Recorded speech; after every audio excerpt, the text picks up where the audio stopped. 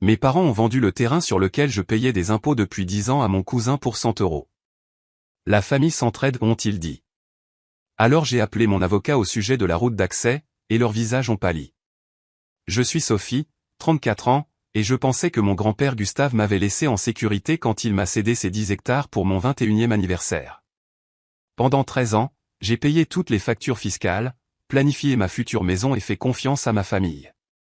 Puis j'ai découvert que mes parents, Pascal et Isabelle, avaient secrètement vendu mon terrain à mon cousin Nicolas pour 100 euros. Leur excuse, la famille s'entraide. Ce qu'ils avaient oublié, c'est que la route d'accès restait la mienne. Je n'aurais jamais imaginé avoir besoin d'une avocate contre mes propres parents.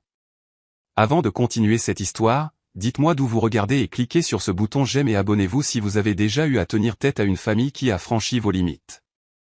Mon grand-père Gustave était mon héros quand j'étais petite. Pendant que mes parents, Pascal et Isabelle, étaient occupés par leur carrière, grand-père Gustave m'enseignait la nature, la responsabilité et la valeur de la terre. Chaque week-end, de 7 ans jusqu'à mon départ pour l'université, je passais les samedis matins à marcher le long des limites de propriété de ces divers investissements immobiliers. Les 10 hectares avec la magnifique crique qui la traversait étaient toujours mes préférés.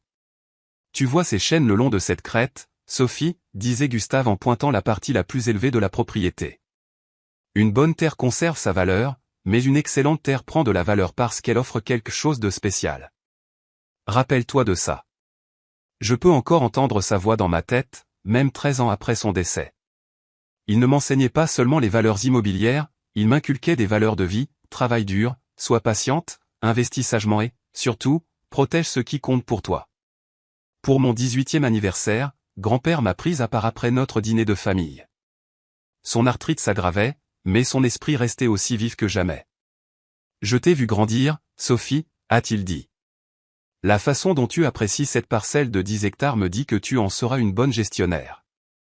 Quand tu auras 21 ans, je te la céderai par acte notarié. J'étais sans voix. L'université coûtait cher, et bien que mes parents m'aient aidé, je contractais des prêts.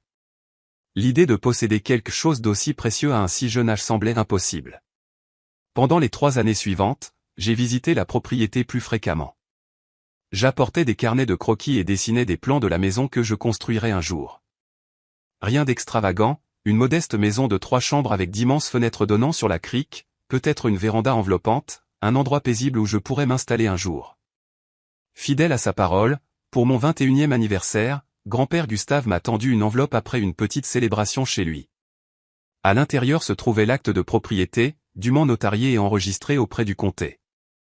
La propriété valait alors environ 80 000 euros, une fortune pour une étudiante. Je l'ai serré dans mes bras. Je promets que j'en prendrai soin, ai-je murmuré. Tu as déjà le bon état d'esprit, a-t-il répondu. Sois juste patiente, construis quand tu seras prête, pas quand les autres pensent que tu devrais le faire. Mes parents semblaient me soutenir, voire être enthousiastes pour moi. Mon père Pascal m'a tapé sur l'épaule et a dit, investissement intelligent. Les impôts fonciers sont gérables et cette terre ne fera qu'augmenter en valeur. Maman Isabelle planifiait déjà des espaces de jardin théoriques. Isabelle avait toujours aimé l'aménagement paysager et elle a immédiatement commencé à suggérer des plantes indigènes qui y prospéreraient. J'ai obtenu mon diplôme l'année suivante avec mon diplôme en design graphique et j'ai décroché un poste de débutant dans une agence de marketing en ville, à environ 40 minutes de la propriété. Le salaire n'était pas impressionnant, mais je vivais frugalement, partageant un appartement avec mon ami de collège Claire qui travaillait dans l'immobilier. Chaque euro supplémentaire allait sur mon compte d'épargne étiqueté, fonds de construction de maison. Chaque trimestre, lorsque la facture d'impôt foncier arrivait, je la payais rapidement.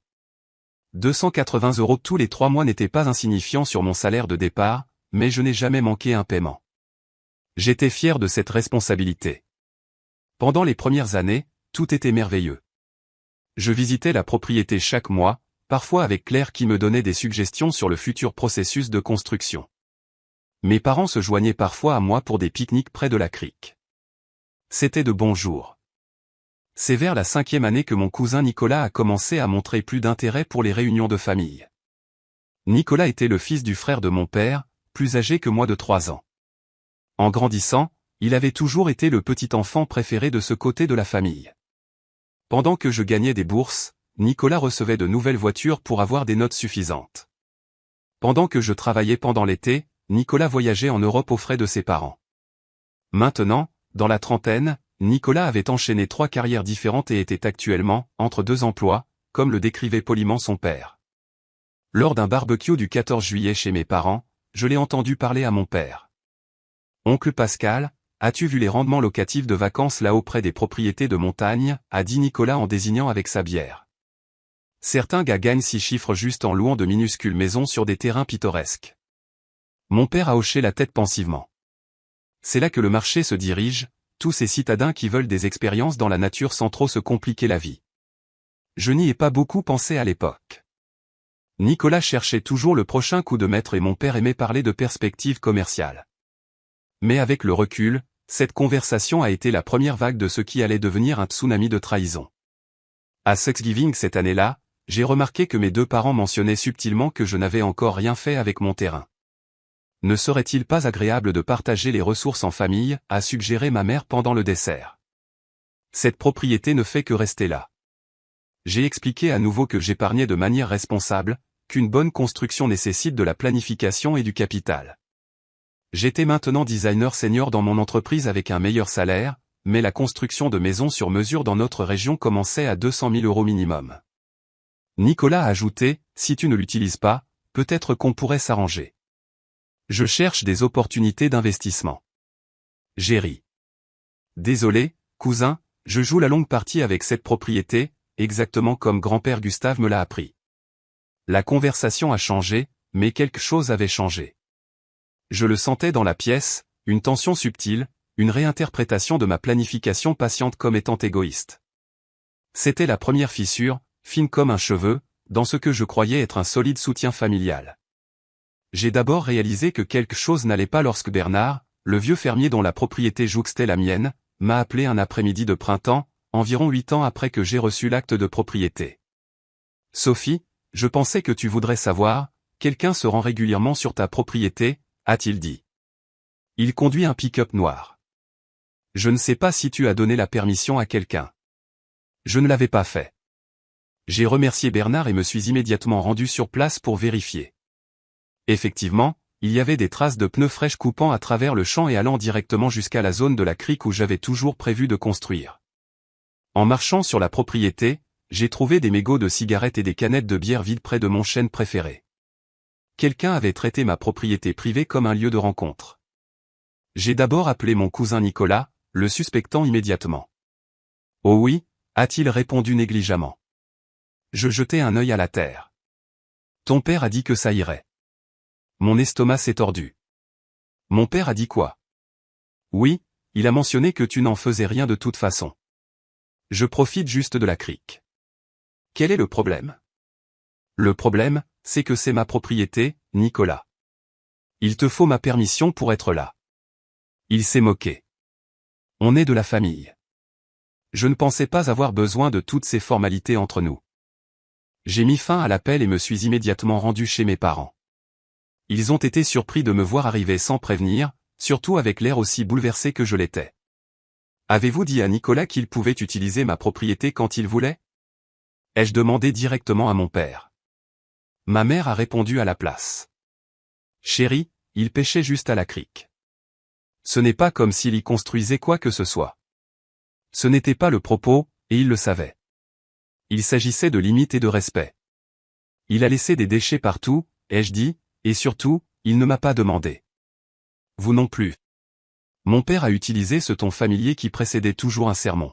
« Sophie, ça fait quoi, 8 ans maintenant, et tu n'as rien fait de cette terre, à part payer des impôts. » Parce que j'épargne et je planifie, ai-je répondu, c'est ce que font les propriétaires responsables.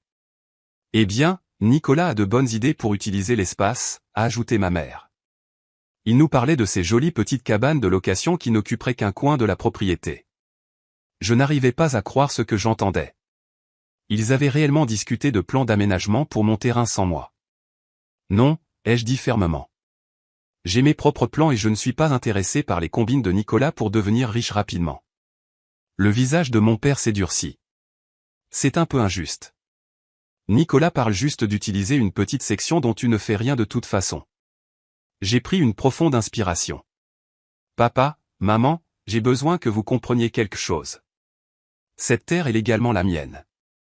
Personne ne l'utilise sans ma permission. S'il vous plaît, dites à Nicolas de rester en dehors de ma propriété, sauf s'il m'appelle d'abord. La conversation est devenue de plus en plus tendue. Ma mère a suggéré que j'étais dramatique, mon père a insinué que j'étais égoïste avec les ressources familiales.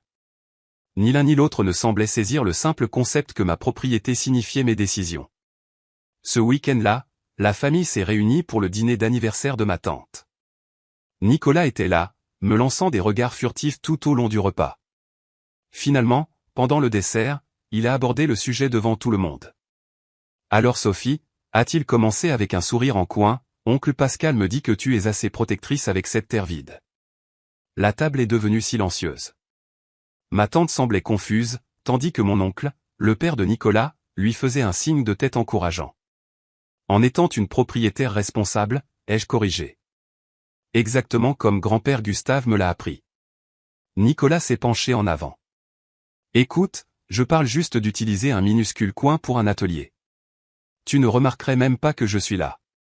J'ai remarqué les canettes de bière et les mégots de cigarettes que tu as laissés, ai-je répondu calmement. Mon père est intervenu.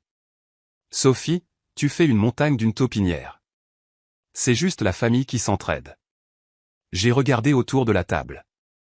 Chaque visage semblait afficher soit une désapprobation de ma position, soit une gêne face au drame familial. Pas une seule personne ne semblait comprendre mon point de vue. Je ne discuterai pas de ça pendant un anniversaire, ai-je dit finalement. Mais ma réponse est non. Le dîner s'est ensuite transformé en conversation banale et gênante. En rentrant chez moi cette nuit-là, je me suis senti isolé comme jamais auparavant. C'étaient des gens qui avaient célébré mon diplôme universitaire, semblaient fiers quand grand-père m'avait donné la terre, et maintenant ils étaient unis pour suggérer que j'avais tort de protéger ce qui était légalement à moi. Le lendemain matin, je suis allé sur la propriété pour me vider la tête. À mon grand choc, j'ai trouvé une petite pile de matériaux de construction, à moitié cachés sous une bâche près de la crique, du bois, des sacs de ciment et ce qui ressemblait au début d'une forme de fondation. J'ai immédiatement appelé Nicolas. Qu'est-ce que c'est que tous ces matériaux de construction sur ma terre, ai-je exigé. Oh, a-t-il répondu négligemment. Je prends juste un peu d'avance sur cet atelier dont on a parlé. Nous n'avons jamais convenu d'un atelier, ai-je dit, ma voix tremblant de colère. Retire-les immédiatement. Allez Sophie, tes parents m'ont déjà donné le feu vert. Ils n'ont aucune autorité pour te donner la permission de construire sur ma propriété. Il a soupiré dramatiquement. C'est pour ça que personne n'aime travailler avec toi, tellement coincé pour tout. Très bien, je les déplacerai le week-end prochain. J'étais plus que furieuse. Sans même réfléchir, j'ai conduit directement chez mes parents à nouveau. Leurs 2 voitures étaient dans l'allée. Avez-vous dit à Nicolas qu'il pouvait construire un atelier sur ma terre, ai-je demandé dès que mon père a ouvert la porte. Ma mère Isabelle est apparue derrière lui, s'essuyant les mains sur un torchon. Il faut te calmer, Sophie. Non, j'ai besoin de réponses, ai-je insisté, les suivant dans la cuisine. Il y a des matériaux de construction sur ma propriété que Nicolas dit que vous avez approuvés. Mes parents ont échangé un regard que je n'avais jamais vu auparavant, une part de culpabilité, une part de défi. Nous avons peut-être mentionné que ça irait, a admis mon père Pascal. Nicolas a besoin d'un espace pour sa nouvelle entreprise de menuiserie. Vous n'aviez absolument aucun droit, ai-je dit, ma voix basse et contrôlée malgré ma rage. C'est ma propriété, ma décision. Ma mère a levé les mains. C'est une terre familiale. Ton grand-père Gustave serait tellement déçu de te voir si égoïste avec elle. Cela m'a profondément blessé. Grand-père Gustave m'avait choisi spécifiquement parce qu'il faisait confiance à mon jugement. Je pense qu'il serait déçu de vous voir saper tous les 2 mes droits de propriété, ai-je rétorqué. Et ça s'arrête maintenant. Je vais envoyer à Nicolas une lettre formelle lui interdisant d'entrer sur ma propriété sans permission écrite. Tu vas envoyer une lettre juridique à ton propre cousin, a demandé mon père, incrédule. Si c'est ce qu'il faut pour que tout le monde respecte les limites, oui. Je suis parti peu après, le nœud dans mon estomac devenant de plus en plus serré. Avec l'aide de Claire, j'ai rédigé une lettre simple mais ferme indiquant que Nicolas n'avait aucune permission d'entrer, d'utiliser ou de construire sur ma propriété, avec effet immédiat. La réaction a été rapide et désagréable, appel furieux de mon oncle, message texte de ma mère disant que je déchirais la famille, même des posts sur les réseaux sociaux de parents éloignés commentant à quel point c'était triste quand les gens devenaient avides avec les ressources familiales. 2 semaines plus tard, je suis allé vérifier la propriété et j'ai trouvé mes panneaux, accès interdit, arrachés et jetés dans la crique. Les matériaux de construction étaient toujours là, maintenant partiellement assemblés en ce qui ressemblait à des solives de plancher pour un petit bâtiment. C'était la guerre, et d'une manière ou d'une autre, j'étais devenu l'ennemi dans ma propre famille, simplement pour avoir protégé ce qui était légalement à moi. La situation a dégénéré au début de l'été, lorsque j'ai reçu une étrange enveloppe dans ma boîte aux lettres. Elle était adressée à Nicolas, mais à mon adresse. Perplexe, je l'ai examinée de plus près. L'adresse de l'expéditeur était celle du bureau de l'évaluateur fiscal du comté. Je savais que je ne devais pas ouvrir de courrier adressé à quelqu'un d'autre, mais quelque chose n'allait vraiment pas. J'ai immédiatement appelé Claire. A-t-il une raison légitime pour que Nicolas reçoive des avis fiscaux pour ma propriété, envoyés à mon adresse, lui ai-je demandé. Il y a eu un long silence. Pas à moins qu'il y ait eu une sorte de transfert de propriété, a-t-elle finalement dit.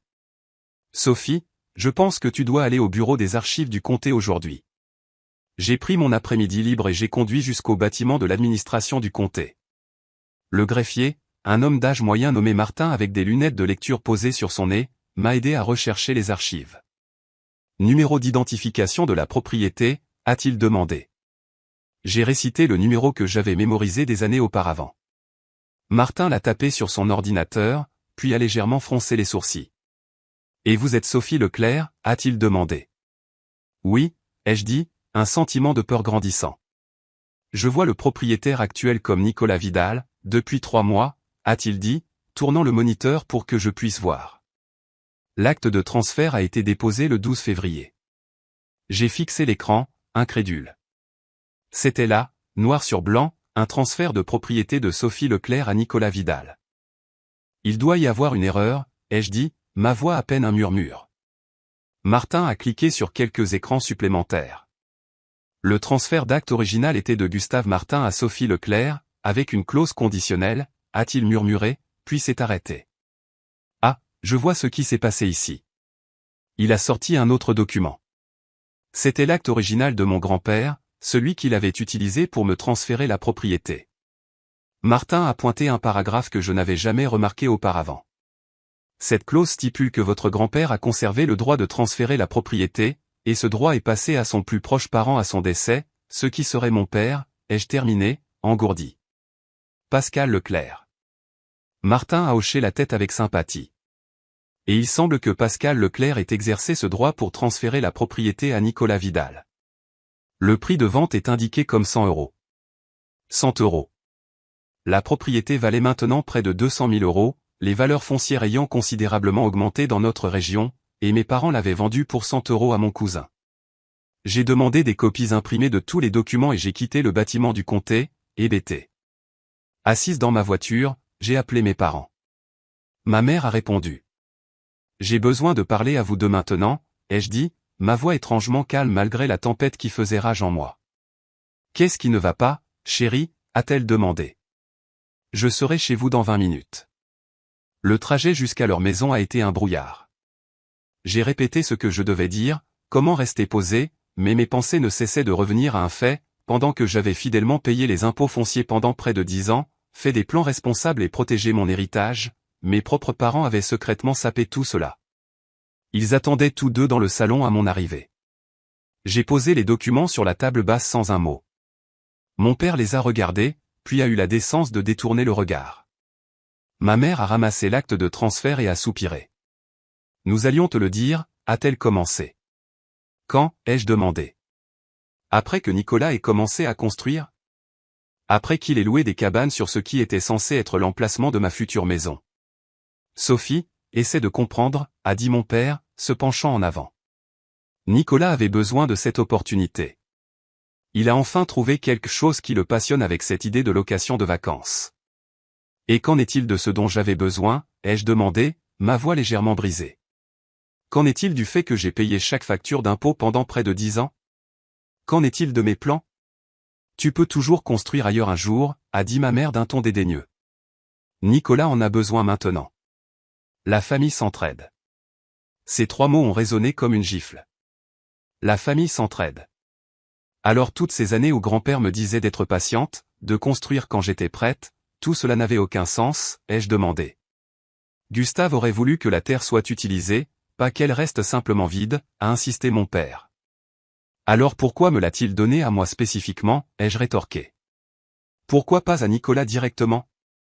Mes parents ont échangé un autre regard. Finalement, mon père a dit la vérité. Nicolas a eu des difficultés financières. S'il avait reçu la propriété directement, ses créanciers auraient pu la saisir. De cette façon, la famille conserve l'actif. Et j'étais quoi? Un simple remplaçant temporaire jusqu'à ce que Nicolas en ait besoin, ai-je demandé, la trahison totale s'installant enfin. Ne sois pas dramatique, Sophie, a dit ma mère. Ce n'est que de la terre. Et techniquement, ton père avait le droit légal de la transférer.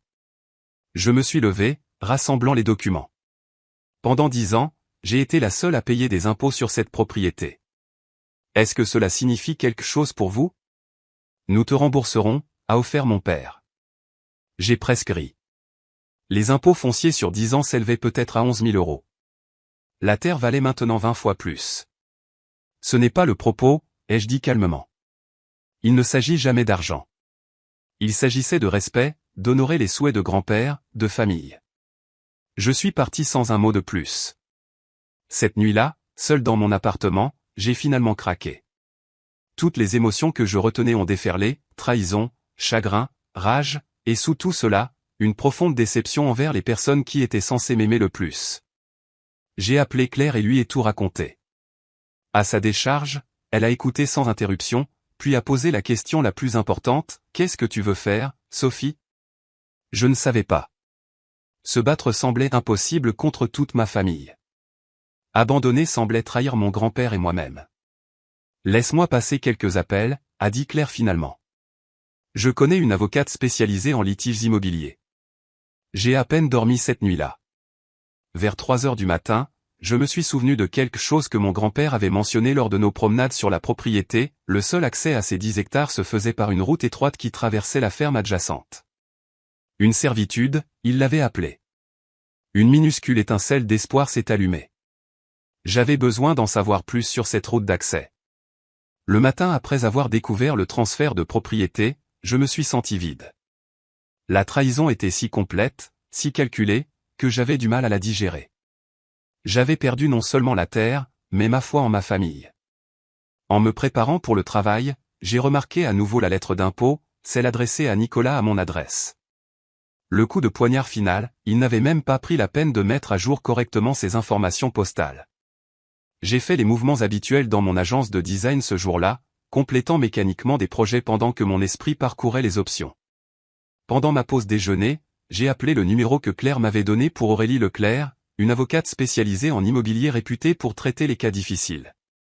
L'assistante d'Aurélie m'a fixé un rendez-vous pour le lendemain. J'ai passé cette soirée à rassembler tous les documents relatifs à la propriété, reçus d'impôts, l'acte de propriété original, photos de famille prises sur la terre, même mes croquis d'enfants de la maison que j'avais prévu d'y construire.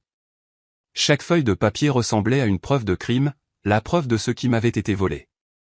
Cette nuit-là, Nicolas a appelé. J'ai failli ne pas répondre, mais la curiosité l'a emporté. « Salut cousine », a-t-il commencé gaiement, comme si rien ne s'était passé. Je voulais t'inviter à voir les plans de la propriété. On pense à 5 mini-cabanes avec un espace central pour un foyer. Ça va être génial.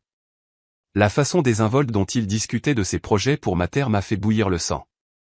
Tu sais que je viens juste d'apprendre le transfert hier, n'est-ce pas, ai-je dit, gardant ma voix égale. Oh, il a semblé surpris. Oui, oncle Pascal a mentionné qu'il s'était occupé de la paperasse. Écoute, je sais que ça semble soudain, mais c'est une excellente opportunité pour la famille. Pour toi, tu veux dire, ai-je corrigé. Eh bien oui, pour moi directement, mais tout le monde en profite quand la famille réussit, n'est-ce pas? La famille s'entraide. Il y avait ces mots encore une fois, la même phrase que mes parents avaient utilisée comme une sorte de devise familiale tordue qui ne s'appliquait que lorsqu'elle bénéficiait à certains membres. Je paie des impôts sur cette propriété depuis 10 ans, Nicolas, ai-je dit. J'avais des plans pour elle. Des plans qui ne faisaient que rester là, a-t-il répondu d'un ton dédaigneux. D'ailleurs, oncle Pascal a dit qu'il te rembourserait les impôts. C'est juste, n'est-ce pas? Rien de tout cela n'est juste, ai-je dit et j'ai mis fin à l'appel. Ma rencontre avec Aurélie le lendemain fut une révélation. J'ai exposé toute la situation, y compris la découverte de la clause dans l'acte de propriété de mon grand-père qui avait permis à mon père d'effectuer le transfert. Aurélie a étudié les documents attentivement, prenant occasionnellement des notes. C'est inhabituel, a-t-elle reconnu, mais malheureusement légal, basé sur cette clause. Votre grand-père l'a probablement incluse comme mesure de protection, n'imaginant jamais qu'elle serait utilisée de cette manière. Mes épaules se sont affaissées. Donc il n'y a rien que je puisse faire? Aurélie a incliné la tête pensivement. Parlez-moi de la propriété physique. Comment y accède-t-on? J'ai décrit la configuration, les 10 hectares adossés à une petite montagne avec une crique qui la traversait.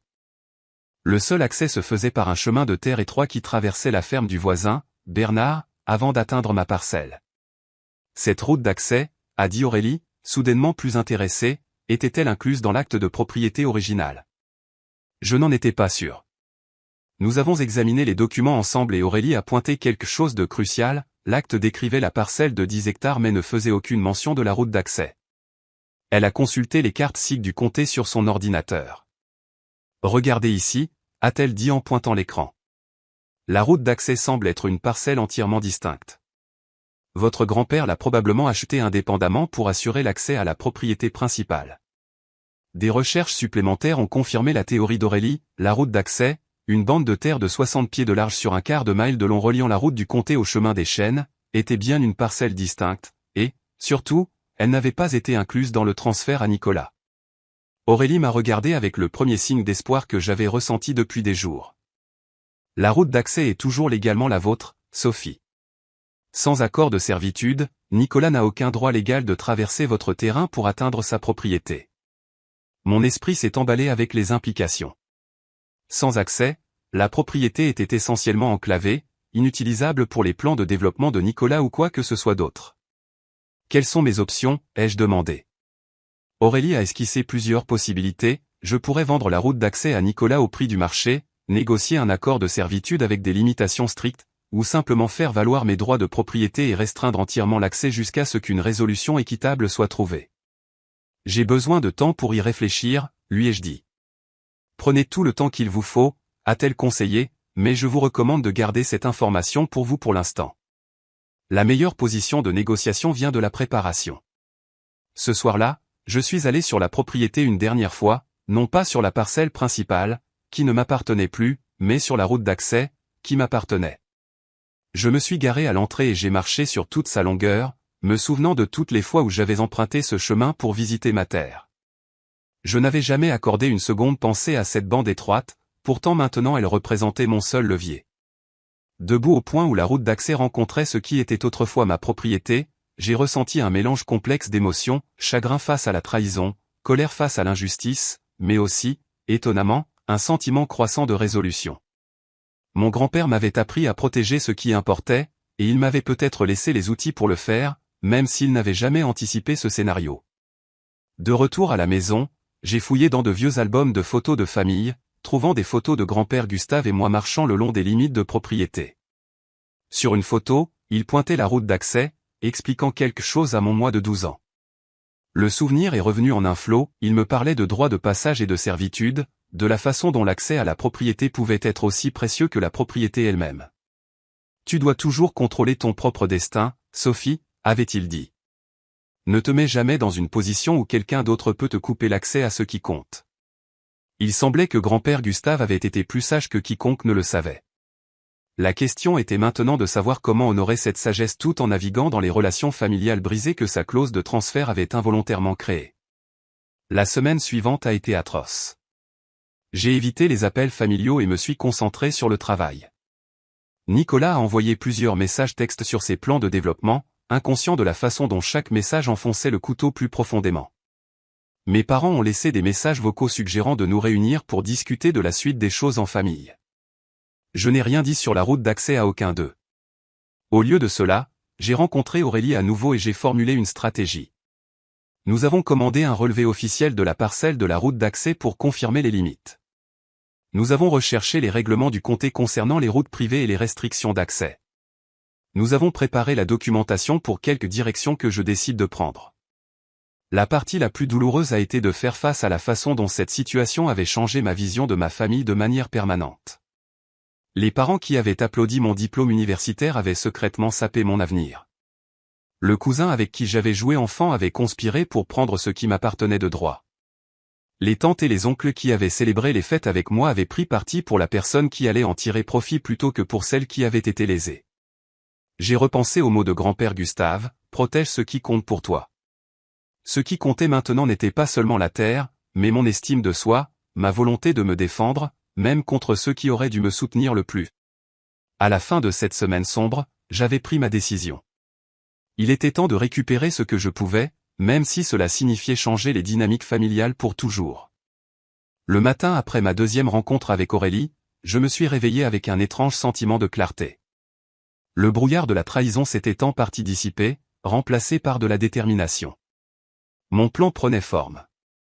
Au travail, j'ai demandé une semaine de congé personnel à compter du lundi suivant. Ma patronne, remarquant mes performances distraites ces derniers temps, a facilement accepté. J'ai passé ce week-end à me plonger dans la recherche, en commençant par l'histoire de la propriété à la Société historique du comté. J'ai découvert que mon grand-père avait acheté les 10 hectares principaux en 1972, mais avait acquis la route d'accès séparément 2 ans plus tard auprès d'un propriétaire différent. Cela expliquait pourquoi c'étaient des parcelles distinctes. Plus important encore, il n'y avait pas de servitude enregistrée accordant des droits d'accès permanents à la propriété principale. Aurélie m'avait expliqué que les servitudes sont souvent établies par un usage régulier au fil du temps, mais comme j'avais été la seule utilisatrice régulière de la route d'accès au cours de la dernière décennie et que le transfert de propriété s'était produit récemment, nous avions de solides arguments pour dire qu'aucune servitude permanente n'existait encore. Ensuite, j'ai recherché les règlements du comté concernant les routes privées.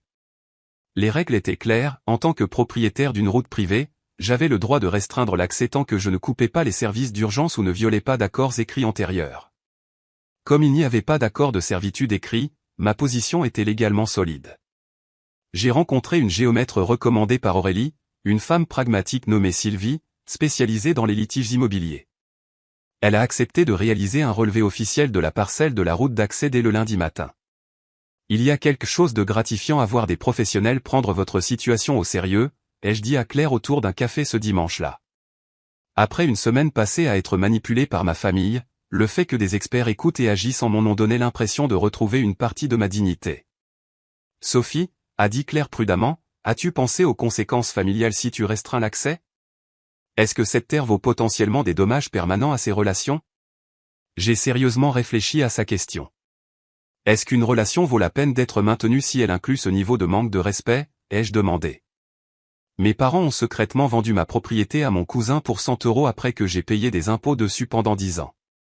Ils n'en ont même pas discuté avec moi. Claire a hoché la tête. Je vois ce que tu veux dire, mais assure-toi que ce soit une question de justice, pas de vengeance. Ces mots sont restés en moi.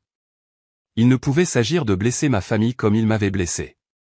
Il devait s'agir d'établir des limites et de trouver une résolution équitable. Lundi matin, Sylvie la géomètre m'a rejointe à la route d'accès. Nous avons passé 3 heures à prendre des mesures, à identifier les bornes de propriété et à documenter les limites exactes. Son travail a confirmé ce que les archives avaient indiqué, la route d'accès d'un quart de mile était bien une parcelle distincte de 60 pieds de large enregistrée uniquement à mon nom. Le relevé terminé, mon étape suivante a été de consulter Bernard, le fermier voisin dont la propriété jouxtait à la fois la route d'accès et la parcelle principale. Bernard avait maintenant dans les 70 ans et avait été ami avec mon grand-père. Sophie, m'a-t-il salué d'une poignée de main à la table de sa cuisine. Café? J'ai accepté avec gratitude, puis j'ai expliqué la situation. Bernard a écouté attentivement, hochant parfois la tête en signe de désapprobation. Ton grand-père se retournerait dans sa tombe, a-t-il finalement dit. Gustave était très attaché à la famille, mais encore plus à l'équité. Tu te souviens par hasard quand il a acheté la route d'accès, ai-je demandé. Elle était séparée de la propriété principale. Bernard a hoché la tête. Bien sûr. L'ancien propriétaire de tes 10 hectares utilisait un accord verbal pour traverser le terrain de Martin, le fermier avant moi. Quand Martin a décidé de vendre, ton grand-père s'est inquiété de l'accès, alors il a acheté cette bande de terrain pure et simple pour s'assurer que les 10 hectares seraient toujours accessibles.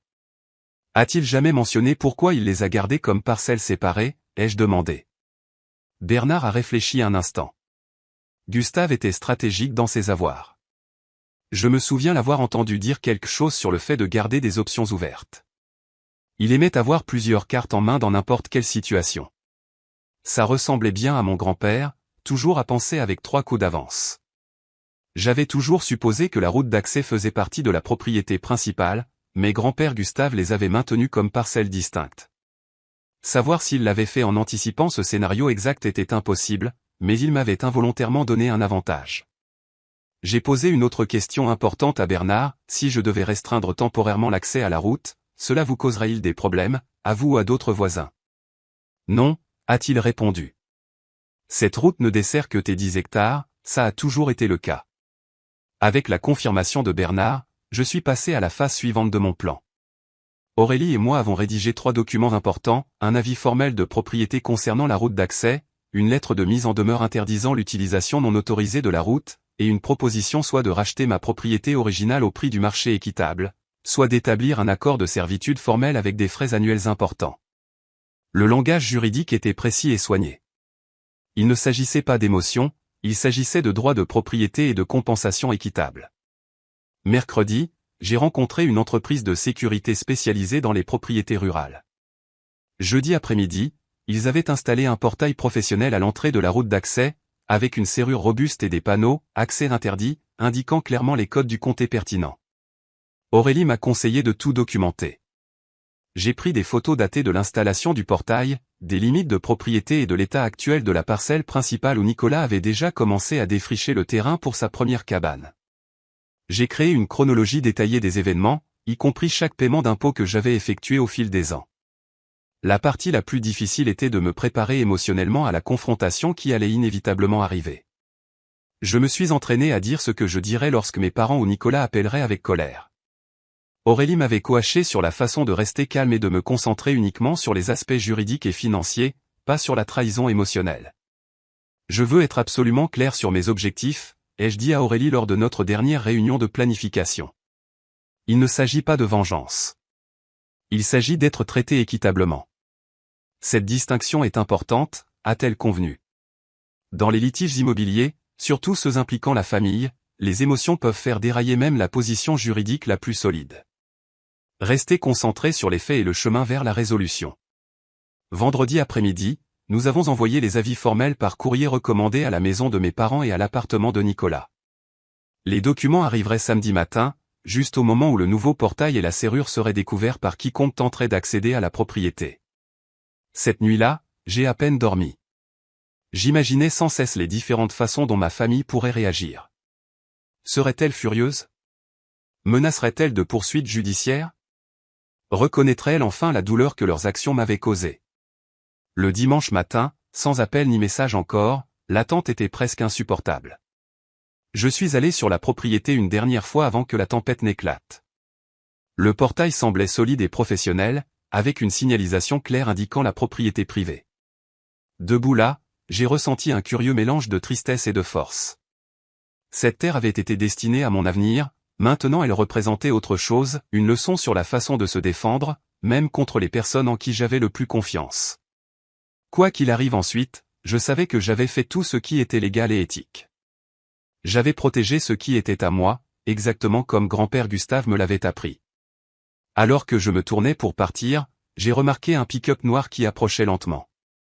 Nicolas était arrivé plus tôt que prévu. La confrontation était sur le point de commencer, et il n'y avait plus de retour en arrière. J'ai regardé le pick-up noir de Nicolas ralentir et s'arrêter devant le portail nouvellement installé.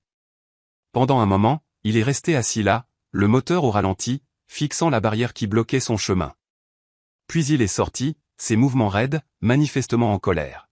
« Qu'est-ce que c'est que ça ?» a-t-il crié quand il m'a aperçu près de ma voiture. Je suis resté calme, exactement comme Aurélie me l'avait conseillé. C'est un portail sécurisant ma propriété, ai-je répondu calmement. Ta propriété, s'est moqué Nicolas en s'approchant. C'est la route d'accès à ma terre. C'est exact, ai-je dit. C'est la route d'accès, qui est une parcelle séparée, et selon les registres du comté, elle m'appartient. Son visage a affiché de la confusion, puis de l'incrédulité. Pas possible. Cette route va avec la propriété. Je te suggère de vérifier le courrier recommandé que tu recevras aujourd'hui, lui ai-je dit. Il contient toute la documentation, y compris le récent relevé confirmant ma propriété. Nicolas a passé une main dans ses cheveux, la frustration évidente. Alors quoi, tu bloques juste l'accès pour te venger? Je sécurise ma propriété en attendant que nous trouvions une résolution équitable à la situation. Résolution, a-t-il répété. Il n'y a pas de situation. Oncle Pascal m'a transféré la propriété légalement. La parcelle principale, oui, ai-je reconnu, mais pas cette route d'accès. Et sans accord de servitude, tu n'as aucun droit légal de traverser mon terrain. La réalisation commençait à poindre en lui maintenant. Sa propriété, enclavée et inaccessible, était soudain beaucoup moins précieuse qu'il ne l'avait cru. C'est ridicule, a claqué Nicolas.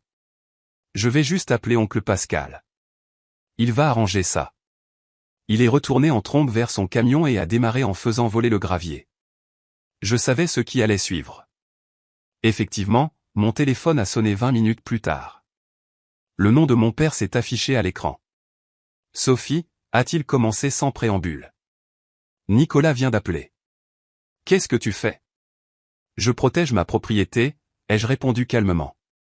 C'est une clôture par vengeance, et c'est illégal, a-t-il dit, le vocabulaire juridique déjà prêt, il avait manifestement fait des recherches hâtives. En fait, c'est un portail de sécurité sur une route privée qui m'appartient, l'ai-je corrigé. Et j'ai confirmé auprès du comté que c'est parfaitement légal. C'est à propos du transfert de propriété, n'est-ce pas, a-t-il dit, sa voix s'adoucissant légèrement. Écoute, je comprends que tu sois bouleversé. Il s'agit d'être traité équitablement, ai-je interrompu. Vous avez vendu ma propriété sans même en discuter avec moi, après que j'ai payé des impôts dessus pendant des années. Maintenant, j'exerce simplement mes droits concernant la parcelle qui m'appartient toujours. Nous devons en parler en famille, a-t-il insisté. J'y suis ouverte, ai-je répondu. En fait, j'ai envoyé une proposition décrivant 2 résolutions possibles. Quelle proposition, a-t-il demandé avec suspicion. Soit Nicolas peut acheter un accord de servitude au prix du marché, soit il peut me revendre la parcelle principale, également au prix du marché équitable. C'est du chantage, a crié mon père. Non, papa. C'est des affaires. Exactement comme lorsque maman et toi avez décidé de vendre ma propriété pour 100 € sans me le dire. Il y a eu un long silence sur la ligne. Finalement, mon père a parlé à nouveau, sa voix tendue. Nous serons à ton appartement dans 1 heure. J'ai raccroché et immédiatement appelé Aurélie, la mettant au courant des confrontations avec Nicolas et mon père. Elle m'a rappelé de rester concentré sur les aspects juridiques et financiers, pas sur la trahison émotionnelle. S'ils essaient de vous intimider, mettez fin à la conversation, a-t-elle conseillé. Vous êtes dans une position juridique forte. Ne les laissez pas vous convaincre du contraire. Fidèles à leurs paroles, mes parents sont arrivés à mon appartement 60 minutes plus tard. Ma mère semblait désemparée, mon père déterminé. Nicolas n'était pas avec eux, ce qui était probablement mieux ainsi. Je les ai invités à entrer, leur offrant de l'eau, qu'ils ont tous 2 refusé. Nous nous sommes assis dans mon petit salon, la tension palpable. Ça ne te ressemble pas, Sophie, a commencé ma mère. Bloquer l'accès, engager des avocats. C'est tellement agressif. J'ai trouvé remarquable la façon dont mes actions étaient qualifiées d'agressives, alors que les leurs n'avaient été que des décisions familiales, pratiques. J'ai engagé une avocate après avoir découvert que vous aviez vendu ma propriété à mon insu, ai-je souligné. Cela me semble une réponse raisonnable. Nous avions le droit légal, a commencé mon père. Je sais, les jeux interrompus, la clause dans l'acte de grand-père. Mais avoir le droit légal de faire quelque chose ne signifie pas que ce soit la bonne chose à faire. Cela a semblé porter. Mes parents ont échangé des regards gênés. Nicolas a déjà investi de l'argent dans des plans de développement, a dit mon père, changeant de tactique. Il a des entrepreneurs prévus pour commencer les travaux la semaine prochaine. C'était rapide, ai-je observé. Presque comme s'il avait su pour ce transfert bien avant moi. Le regard de ma mère s'est posé sur ses mains, une autre confirmation de mes soupçons. Écoutez, voici où nous en sommes, ai-je dit, adoptant le ton professionnel d'Aurélie. Je possède la route d'accès. Sans elle, la parcelle principale est essentiellement sans valeur. J'ai 2 propositions équitables sur la table. J'ai exposé à nouveau les options. Nicolas pouvait acheter une servitude au prix du marché ou me revendre la propriété à sa valeur estimée actuelle. Les 2 incluraient le remboursement des impôts que j'avais payés au fil des ans. Il ne va pas payer pour l'accès à une propriété qui aurait dû être vendue avec l'accès, a argumenté mon père. Alors il peut me la revendre, ai-je répondu simplement. Je suis prête à payer le prix du marché équitable, environ 175 000 € selon la récente évaluation du comté. Les yeux de ma mère se sont écarquillés. Tu n'as pas autant d'argent. J'ai un excellent crédit, des économies substantielles et une banque qui m'a déjà préapprouvé pour un prêt foncier, ai-je rétorqué. J'avais été occupé cette semaine. Ce n'est pas ce que ton grand-père aurait voulu, a dit mon père, jouant sa dernière carte. Gustave croyait en l'unité familiale. J'ai pris une profonde inspiration. Grand-père croyait en l'équité et au respect. Il m'a appris à protéger ce qui compte. Je suis simplement en train de suivre son exemple. La conversation a tourné en rond pendant encore 30 minutes, mes parents essayant diverses approches émotionnelles. Je suis resté ferme, revenant toujours aux faits et aux propositions que j'avais offertes. Finalement, voyant qu'ils ne faisaient pas de progrès, ils sont partis avec des copies des 2 propositions, promettant de discuter des options avec Nicolas. Le lendemain matin, Nicolas lui-même s'est présenté à mon appartement sans prévenir. Son expression était moins colérique que calculatrice. Alors j'ai étudié ta petite situation de route, a-t-il commencé quand j'ai ouvert la porte. Et, ai-je demandé, sans l'inviter à entrer. Et je pense qu'on peut s'arranger. Et si je te donne 5 000 € pour une servitude? C'est généreux compte tenu que c'est juste un chemin de terre. J'ai presque ri de son offre si basse. La valeur actuelle d'un accès permanent à une propriété autrement enclavée serait plus proche de 50 000 €. Ça ne va pas marcher, Nicolas, ai-je dit. Les propositions que j'ai envoyées décrivent les options équitables au prix du marché. Il s'est appuyé contre l'encadrement de la porte. Écoute, j'ai déjà des entrepreneurs prévus, l'équipement est livré demain. Je ne vais pas te laisser faire dérailler ce projet à cause d'une querelle mesquine. Il ne s'agit pas d'une rancune, ai-je répondu calmement. Il s'agit d'une compensation équitable pour les droits de propriété. Notre conversation s'est dégradée à partir de là, Nicolas suggérant finalement qu'il pourrait simplement passer par la ferme de Bernard à la place. Je lui ai souhaité bonne chance avec ça. Bernard avait déjà accepté d'afficher ses propres panneaux, accès interdit, en solidarité avec moi. 3 jours se sont écoulés sans autre contact de ma famille. Puis, jeudi matin, j'ai reçu un appel d'un numéro inconnu. Mademoiselle Leclerc, ici Laurent Duval d'entreprise de construction Duval. Nous avons été mandatés pour un projet sur le chemin des Chênes, mais nous ne pouvons pas accéder au site. Le client insiste pour que nous procédions, mais il y a un portail fermé et des panneaux, accès interdit, très clairs. J'ai expliqué que je possédais la route d'accès et n'avais pas accordé la permission aux véhicules de construction. Je vois, a dit Laurent, maladroitement. Monsieur Vidal n'a pas mentionné cette complication. Je crains de devoir reporter jusqu'à ce que le problème d'accès soit résolu. En 1 heure, Nicolas m'appelait, puis m'envoyait des messages textes. Quand je ne répondais pas, ces messages sont devenus de plus en plus désespérés, puis menaçants, puis finalement conciliants. Vendredi après-midi, j'ai reçu l'appel que j'attendais. C'était mon père Pascal, sa voix résignée. Nicolas est prêt à discuter de ta 2e proposition, a-t-il dit sans préambule. La vente de la propriété, ai-je clarifié. Oui, mais il veut plus que la valeur estimée. Il a investi du travail dans les plans de développement. J'avais anticipé cela. Mon offre réelle sera la valeur estimée moins les paiements d'impôts que j'ai effectués au fil des ans, ai-je rétorqué. Quant à ces plans de développement, ils ont été créés après un transfert qui a eu lieu sans ma connaissance ni mon consentement. Il y a eu une pause. Seriez-vous prête à nous rencontrer pour discuter des conditions, a-t-il demandé finalement. Oui, ai-je accepté, mais avec mon avocate présente. Vous ne nous faites vraiment pas confiance, n'est-ce pas? La douleur dans sa voix semblait sincère.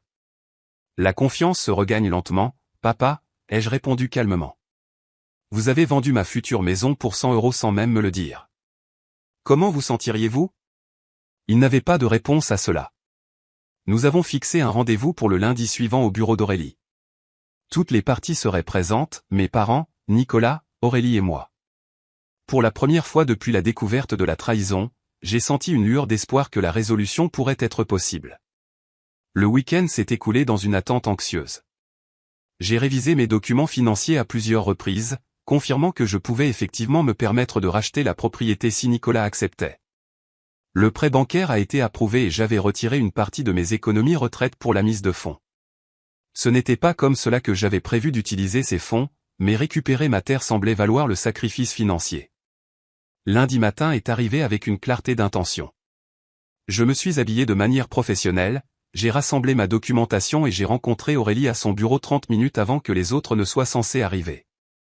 Souvenez-vous, c'est une négociation commerciale maintenant, pas un désaccord familial, m'a-t-elle rappelé. Restez concentrés sur la transaction, pas sur la trahison. Lorsque mes parents et Nicolas sont arrivés, l'atmosphère était tendue mais courtoise. Nicolas avait amené son propre avocat, un jeune homme qui semblait à peine sorti de l'école de droit. Mon père portait un dossier de documents. Aurélie nous a guidés vers sa salle de conférence, où nous nous sommes tous assis autour d'une table en bois poli. Les présentations ont été faites, de l'eau a été offerte, puis nous sommes passés aux choses sérieuses. Madame Leclerc est propriétaire de la route d'accès à la propriété en question, a commencé Aurélie, établissant la base de notre position. Sans servitude formelle, la parcelle principale est inaccessible et donc considérablement dévaluée. L'avocat de Nicolas a tenté d'argumenter qu'une servitude implicite existait en raison de l'usage historique, mais Aurélie a répliqué avec des documents prouvant que les parcelles avaient toujours été détenues séparément et qu'aucune servitude formelle n'avait jamais été enregistrée. Pendant que les arguments juridiques se poursuivaient, j'ai observé mon cousin. Nicolas semblait mal à l'aise, jouant avec son stylo. Ce n'était pas ainsi qu'il avait imaginé son opportunité d'investissement. Après une heure de discussion, nous sommes arrivés à la question centrale, Nicolas me vendrait-il la propriété et, si oui, à quel prix ? 180 000 €, a-t-il proposé, légèrement au-dessus de la valeur estimée. 164 000 €, ai-je rétorqué. C'est la valeur estimée moins les 11 années d'impôts fonciers que j'ai payés. D'autres négociations ont suivi, avec les deux avocats demandant occasionnellement des consultations privées avec leurs clients. Finalement, nous sommes parvenus à un accord, 170 000 €, avec la clôture dans les 30 jours. Pendant qu'Aurélie préparait les documents préliminaires, un silence gênant s'est installé dans la pièce. Cette résolution, bien que juridiquement satisfaisante, ne réglait en rien la confiance brisée entre nous. J'ai été la première à briser le silence. J'aurais souhaité que cela n'en arrive pas là, ai-je dit doucement. Ma mère a levé les yeux, l'air fatigué. Aucun de nous ne s'attendait à ce que tu te battes si fort pour la propriété. Nous pensions que tu serais contrarié, mais finirais par comprendre que c'était pour la famille. C'était ma future maison, ai-je répondu simplement. L'endroit pour lequel j'épargnais, je planifiais, je payais des impôts. Bien sûr que je me suis battu pour elle. Nicolas a parlé pour la première fois en près d'une heure. Je ne savais pas que tu payais les impôts depuis tout ce temps, a-t-il admis. Oncle Pascal a juste dit que la propriété était disponible grâce à une clause familiale. J'ai regardé mon père, qui a eu la décence de paraître honteux. Nous aurions dû te parler d'abord, a-t-il reconnu. C'était une erreur. Ce n'était pas une excuse, pas vraiment, mais c'était peut-être le plus proche que j'obtiendrais d'un aveu que leurs actions avaient été mauvaises. Alors que nous finalisions l'accord préliminaire, j'ai ressenti un mélange complexe d'émotions, soulagement de retrouver ma propriété, tristesse des dommages causés aux relations familiales, et sous tout cela, un nouveau sentiment de force. Je m'étais défendu contre une pression considérable et j'avais réussi. Lorsque nous avons quitté le bureau d'Aurélie, Nicolas est parti précipitamment sans un regard en arrière. Mes parents sont restés, voulant clairement dire quelque chose de plus. Viendras-tu dîner dimanche prochain, a finalement demandé ma mère. Essayer de revenir à la normale ? J'ai réfléchi à sa demande. Je ne suis pas encore prête pour ça, ai-je répondu honnêtement. J'ai besoin de temps. Ils ont hoché la tête, comprenant enfin que les actions ont des conséquences, même lorsqu'elles sont justifiées par « la famille s'entraide ». En les regardant marcher vers leur voiture, j'ai réalisé que cette expérience m'avait changé en profondeur. J'avais découvert ma propre résilience, ma volonté de me défendre même contre ceux qui m'étaient les plus proches. Ce fut une leçon douloureuse, mais peut-être nécessaire. La clé de la route d'accès me semblait lourde dans ma poche, un petit morceau de métal qui avait finalement protégé ce qui importait le plus. Les 30 jours entre la signature de l'accord préliminaire et la clôture du rachat de la propriété se sont écoulés avec une lenteur atroce. Pendant ce temps, j'ai maintenu le portail verrouillé sur la route d'accès, bien que j'ai accordé la permission à un expert évaluateur immobilier d'entrer pour l'évaluation finale. L'évaluateur a confirmé ce que nous savions déjà, la terre valait environ 175 000 €, rendant notre prix convenu de 170 000 € équitable pour les deux parties. Tout au long de ces 30 jours, mes relations avec ma famille sont restées tendues. Mes parents ont appelé plusieurs fois, tentant de normaliser nos interactions, mais j'ai gardé les conversations brèves et pratiques. Nicolas ne m'a pas contacté du tout, ce qui était probablement préférable. La blessure était encore trop fraîche pour des réunions de famille décontractées ou pour faire semblant que rien ne s'était passé. La partie la plus difficile a été d'expliquer la situation aux membres de ma famille élargie qui n'avaient entendu que des bribes de l'histoire, généralement du point de vue de mes parents ou de Nicolas. Ma tante a appelé un soir, visiblement bouleversée. J'ai entendu dire que tu avais bloqué Nicolas de sa propriété avec une sorte de clôture par vengeance, a-t-elle commencé sans préambule. J'ai pris une profonde inspiration et j'ai expliqué toute la situation, y compris le fait que j'avais payé des impôts pendant 10 ans et avais prévu d'y construire ma maison. J'ai décrit la découverte du transfert secret et ma propriété légale de la route d'accès. J'ai terminé en mentionnant l'accord de rachat que nous avions conclu. Il y a eu un long silence sur la ligne. Eh bien, a-t-elle finalement dit, ce n'est pas comme cela que Pascal l'a expliqué. Je suis sûr que non, ai-je répondu. Au moment de la clôture, j'avais fait la paix avec l'impact financier de cette épreuve. Pour récupérer ma propriété, je puisais dans mes économies, contractais un prêt important et, en gros, rachetais ce qui m'appartenait déjà. Ce n'était pas juste, mais cela valait la peine de protéger ce qui comptait pour moi. Aurélie m'a accompagné à la clôture, qui s'est tenue dans une étude notariale locale. Nicolas est arrivé avec son avocat, mais a évité le contact visuel pendant que nous traitions la paperasse. Mes parents n'avaient pas été invités et n'ont pas assisté. Le processus a été simple, bien que chargé émotionnellement. Les documents ont été signés, les fonds transférés, et en 1 heure, les 10 hectares étaient légalement miens à nouveau. En sortant de l'étude notariale, Aurélie m'a serré la main. Félicitations, Sophie. Peu de gens se seraient battus aussi fort. J'ai pensé à mon grand-père. Il l'aurait fait, ai-je dit. La première chose que j'ai faite après la clôture a été de me rendre sur la propriété, ma propriété à nouveau. J'ai déverrouillé le portail avec un profond sentiment de reconquête, non seulement de la terre, mais de mon avenir. Marchant le long des limites de propriété, exactement comme je l'avais fait avec grand-père Gustave des années auparavant, je me suis senti à la fois victorieuse et mélancolique. L'expérience m'avait coûté plus que de l'argent, elle avait altéré de manière permanente mes relations familiales. Près de la crique, j'ai trouvé les restes des préparatifs de construction de Nicolas, du bois et des piquets de construction marquant l'emplacement où ces cabanes de location auraient dû se trouver. J'ai passé l'après-midi à les retirer, à récupérer l'espace physiquement, exactement comme je l'avais récupéré légalement. Le week-end suivant, j'ai engagé une entreprise de sécurité pour installer des clôtures appropriées le long des limites de propriété et un portail plus solide à l'entrée de la route d'accès. J'ai également contacté Bernard, qui m'avait soutenu tout au long de l'épreuve. Je pense à construire une petite cabane pour commencer, lui ai-je dit alors que nous partagions un café sur son porche. Rien de fantaisiste, juste un endroit où loger pendant que je travaille sur les plans de la maison principale. Ton grand-père approuverait, a hoché Bernard. Il disait toujours, commence petit et construis bien. Avec la bénédiction de Bernard, j'ai contacté un entrepreneur local recommandé par Claire. Christophe Petit avait de l'expérience avec les petites cabanes efficaces qui pouvaient être agrandies avec le temps. Nous avons marché sur la propriété ensemble, discutant des options qui correspondraient à mon budget. Après avoir perdu tant d'argent dans le rachat, je dois être pratique, ai-je expliqué. Peut-être une cabane d'une chambre qui pourra plus tard devenir une maison d'amis lorsque je serai prête à construire la maison principale. Christophe a parfaitement compris.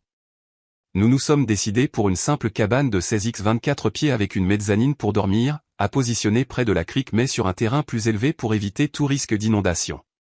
La construction commencerait au printemps, me laissant l'hiver pour finaliser les plans et obtenir les permis. Pendant ce temps, la situation avec ma famille restait compliquée. 2 semaines après la clôture, ma mère a rappelé, cette fois avec une approche différente.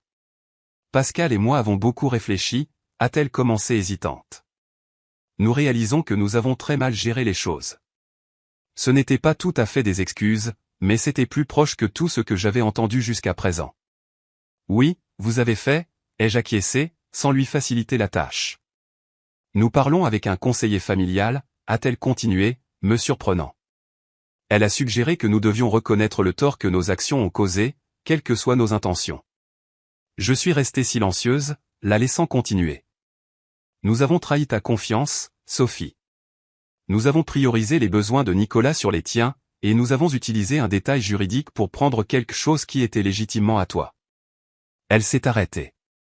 Nous sommes vraiment désolés.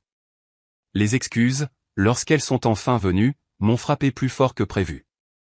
Des larmes ont jailli de mes yeux alors que les émotions que j'avais soigneusement gérées éclataient. Merci de dire cela, ai-je réussi après un moment. Cela signifie beaucoup pour moi de vous entendre reconnaître ce qui s'est passé. Considérerais-tu nous rencontrer avec le conseiller, a-t-elle demandé. Pour parler de la suite. J'ai réfléchi à sa demande. La douleur était encore vive, mais s'accrocher indéfiniment à la colère ne ferait que me nuire davantage. Je peux le faire, ai-je accepté. Mais j'ai besoin que vous compreniez que la confiance prend du temps à se reconstruire. La première séance de conseil a été inconfortable mais productive. Le thérapeute familial, le docteur Martin, a créé un espace sûr pour que chacun d'entre nous exprime ses perspectives. Mes parents semblaient sincèrement repentants lorsqu'ils ont reconnu comment leurs actions avaient paru de mon point de vue. Nous nous sommes tellement laissés prendre par l'aide à Nicolas que nous avons cessé de voir Sophie comme quelqu'un qui avait également besoin de notre soutien, a admis mon père. Nous l'avons toujours vue comme celle qui est forte et indépendante, qui n'avait pas autant besoin de nous. Cette perception m'a blessé à sa manière. J'avais toujours travaillé dur pour les rendre fiers, pour être responsable et autonome. Je n'avais jamais réalisé que cela pourrait se traduire par le fait qu'ils pensent que j'avais moins besoin d'eux. Nicolas a refusé de participer aux séances de conseil, ce qui ne m'a pas surprise. Notre relation prendrait beaucoup plus de temps à réparer, si jamais elle le faisait. La trahison semblait plus personnelle de sa part, il avait été prêt à profiter directement de ce qui m'avait été pris. Alors que l'automne se transformait en hiver, je me suis lancé dans la planification de ma petite cabane et de ma maison à long terme. Le processus de conception est devenu thérapeutique, une façon de reconquérir ma vision de l'avenir. J'ai engagé un architecte paysagiste pour aider à planifier la propriété par phase, en commençant par la zone autour de la cabane initiale. Le moment le plus guérisseur est arrivé de manière inattendue, environ 4 mois après la résolution du litige immobilier. En fouillant dans de vieilles boîtes dans mon appartement, j'ai trouvé une lettre de mon grand-père qu'il avait incluse avec l'acte de propriété original. Je l'avais relu des années auparavant, mais j'avais oublié certains détails. Un passage se démarquait maintenant avec une nouvelle signification, souviens-toi, Sophie, la propriété est plus que juste de la terre ou des bâtiments. C'est la manifestation physique de tes limites dans ce monde. La façon dont tu maintiens ces limites avec les autres, même la famille, définira une grande partie de ta vie d'adulte. Certains les respecteront naturellement, d'autres auront besoin d'apprendre. Ne te sens jamais coupable de protéger ce qui t'appartient de droit. Ces mots, écrits des années avant ce conflit, semblaient prophétiques maintenant. Grand-père Gustave avait en quelque sorte su que j'aurais besoin de cette sagesse un jour. Il m'avait choisi comme sa successeur pour une raison, il reconnaissait en moi quelque chose qui honorerait son héritage. Au printemps, lorsque la construction de ma petite cabane a commencé, ma relation avec mes parents s'était améliorée jusqu'à une cordialité prudente. Nous reconstruisions lentement la confiance par des actions modestes et cohérentes. Ils respectaient mes limites maintenant, appelant toujours avant de visiter la propriété, ne présumant jamais ni ne dépassant les bornes. La cabane a pris forme en 3 mois, une structure charmante avec un porche couvert face à la crique. J'ai sélectionné chaque finition avec soin, créant un espace qui était indéniablement le mien. Lorsqu'elle a été achevée au début de l'été, j'ai organisé un petit rassemblement, une sorte de pendaison de crémaillère. J'ai invité mes parents, Claire, Aurélie, Bernard et quelques amis proches du travail. Debout sur le porche de ma nouvelle cabane, regardant mon père essayer maladroitement de faire la conversation avec Bernard, j'ai ressenti un sentiment de paix inattendu. Le voyage avait été douloureux, mais j'en étais ressorti plus forte.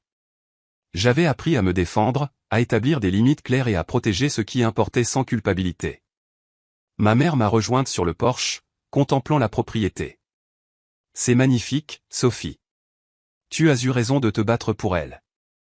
Oui, ai-je simplement convenu. L'héritage de Gustave est entre de bonnes mains, a-t-elle ajouté. Il serait fier de la façon dont tu as géré tout cela. Venant d'elle, cette reconnaissance signifiait plus que je ne pouvais l'exprimer.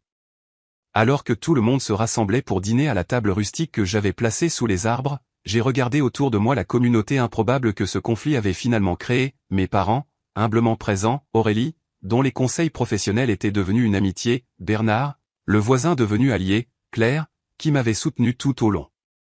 Cette terre représentait maintenant plus qu'une simple propriété, c'était la manifestation physique de ma croissance personnelle, des leçons difficiles apprises et des limites établies. La maison que je construirais finalement ici reposerait sur une fondation plus solide que le béton, le respect de soi et la volonté de protéger ce qui compte, même lorsque c'était difficile. Cette nuit-là, après que tout le monde soit parti et que je me sois retrouvé seul dans ma cabane pour la première fois, je me suis assise sur le porche avec une tasse de thé, écoutant la crique et regardant les lucioles apparaître dans le crépuscule naissant. J'ai pensé au long voyage de la trahison à la reconquête, et à la personne que j'étais devenue en cours de route.